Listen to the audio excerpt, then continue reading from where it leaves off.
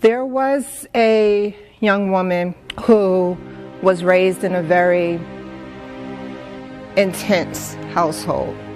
Intense when it comes to love, intense when it comes to faith, intense when it comes to fun, intense when it comes to patience. Also intense when it comes to chastisement. But she wasn't physically abused, she wasn't hurt, she was loved. As she got older, she decided, you know what, I've been through a lot, and said, you know what am I going to do with my life? Where do I go from here? And a mission to try to take life and enjoy every moment, thinking she wouldn't live much longer or much farther than 18, maybe 21. She began to meet people, and she dated, and she had healthy relationships. Then she met one guy. She met him on the bus 12 o'clock at night. This is one of the reasons why I say, don't talk to strangers. You're told that all while you're growing up. Don't talk to strangers. Well, she talked to a stranger on the bus that night. That stranger became a really close friend. That stranger ended up moving in the house with her. She dated him, that stranger, for a long time. When they first started dating, he had 3 jobs. He was only a couple months younger than she was. Then all of a sudden, when he moved in, he lost all 3 jobs in one day. But to her, that's no problem. We're just having fun. There's nothing serious here. There was some arguing, some play fighting, some pushing and shoving, but nothing out of control.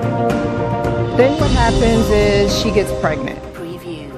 And because of all that she had been through, she was told that she would never have kids.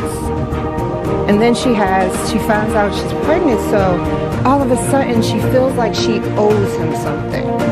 She feels like, wow, this is an amazing person who gave me the opportunity to be a mother. So how does he take advantage of that opportunity? He starts cheating on her. He starts hitting her. He starts abusing her. So what's her answer to that? Maybe I should marry him, because he did ask. And her parents said, you know what, if you're living with somebody and you're having a kid, you should get married. You don't just live with someone and just have a kid. We're pastors. This is important. You have to think about how it looks to other people. But she had not told her parents totally what was going on. She hadn't mentioned to them that he was cheating, that he was starting to hit her, and all of these other things. She decides over time whether she should leave, whether she should stay. Now she has 2 kids. At that point, she still hadn't left. She said, I'm staying for the kids. And then this really quiet voice came where her older son looked, and he said, Mommy, we need a new apartment. No daddy. This came from a 3-year-old, her son. From then on, the children witnessed something. She eventually left.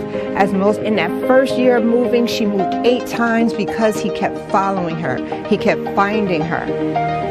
So eventually, she did some things to protect herself. And she moved places, and she had several addresses across several states so that no one can find her. Where's this woman at now? She's standing here on a stage. I'm that woman. I'm the woman who lived through all of that to eventually end up writing my dissertation and getting my doctoral degree based on intimate partner violence. A story that I lived, a story that I help other people live through, and a story that I research.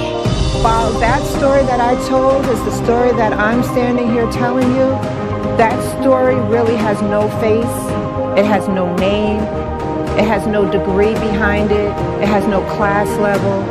It's everybody's story. Thank you.